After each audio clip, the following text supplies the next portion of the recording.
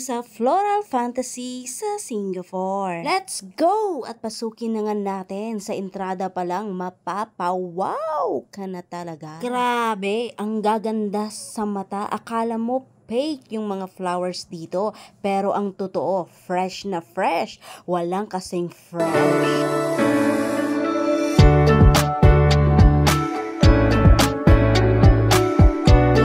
Napaka-amazing yung mga design, yung mga bulaklak na nasa taas, maakyat, bumababa, pero yung mga yan ay hindi yan totoo. Mga disenyo lang yan, mga kahabab, pero yung mga nakikita yung mga halaman sa paligid ay totoo yan. Diba? Masyadong fascinating sa ating mga mata.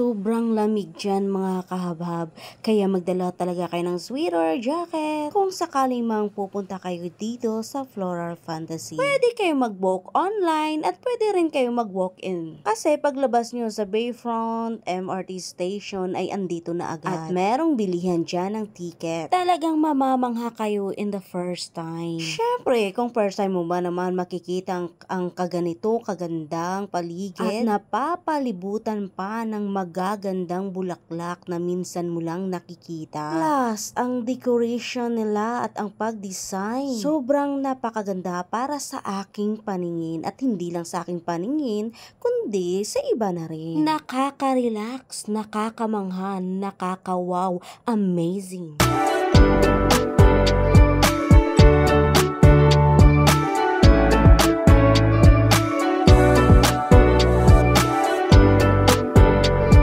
Diba, meron pa silang paulan-ulan. Kunti lang ang tao dito ngayon mga kahabab kasi yung iba ay hindi pa pupunta. Wala naman kasing limit ito kung kailan o anong oras ka pupunta. At open sila hanggang 10 PM. Kaya ang una kong ginawa ay pumasok lang agad-agad ako at hindi muna ako nag-picture-picture, basta kumuha lang muna ako ng video hanggang sa dulo. Gusto ko munang i-enjoy. Nakita nyo naman, dire-diretso ang ating pag-video hanggang sa dulo ng hangganan. Hindi naman talaga siya kalakihan, pero sapat na para ma-enjoy ang inyong mga mata. Kasi hindi ka lang basta-basta titingin, kundi tititig ka talaga. Ang dami pa namang paulan dito. At syempre, sari-saring tao ang iyong makikita. Bukod sa sari-saring mga halaman, bulaklak, orchids, banda at iba pa, sari-saring turista din ang pumupunta dito nang galing sa iba't ibang bansa. At sa dulungan nito, meron silang theater. Ay, basta bahala na kayo kung ano ang tamang pag-pronounce niya. Madaming pumapasok, siguro merong palabas. At nung una ay hindi ko alam, basta pumasok lang ako kasi busy naman yung nagbabantay. Kaya hindi niya alam na nakapasok ako.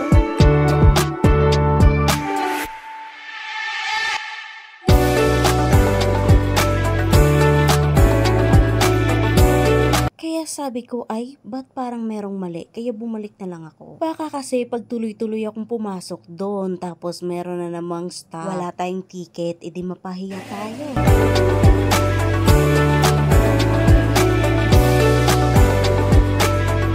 Pakinggan muna natin ang mga rumaragasang tubig. Kasi sa totoo lang, ang sarap nila sa pandinig.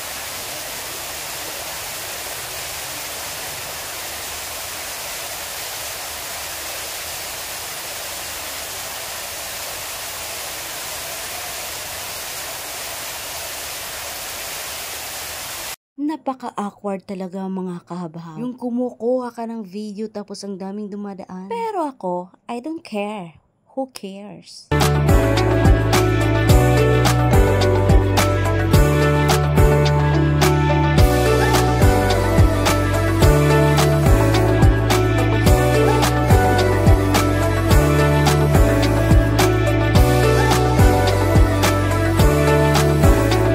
Diba? Feel na feel yarn. Ang dami ko na palang apps. Hindi talaga maaawat ang aking pagkuha ng mga video mga kahabhab.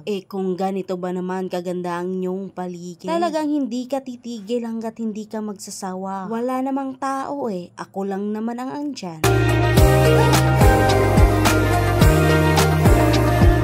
Ang Ang tagal ko nagstay dyan mga kahabab, talagang tudusawa ako. Para talagang nasa loob ako ng cave. Bukod sa sobrang lamig, ang sarap mag-ikot-ikot. Kaya nagsawa talaga ako. Habang wala pang ibang tao, go! Parang ayaw ko ngang umalis dyan eh. Pwede bang dyan na lang magstay? Kahit tagabantay na lang ako ng mga kukak. Etong kukak na to, na-scam ako Ang tagal kong nag-antay na para lumabas lang talaga siya. Sinisilip ko lahat ng butas na pwede kong silipin. Napakaganda pa naman ang kanyang bahay. Pero itong kukak na to ay shy type pala. Kaya hanggang sa dulo ay hindi ko talaga siya nakita. Malay ba natin, ikaw na pala ang aking the one. See you on my next vlog.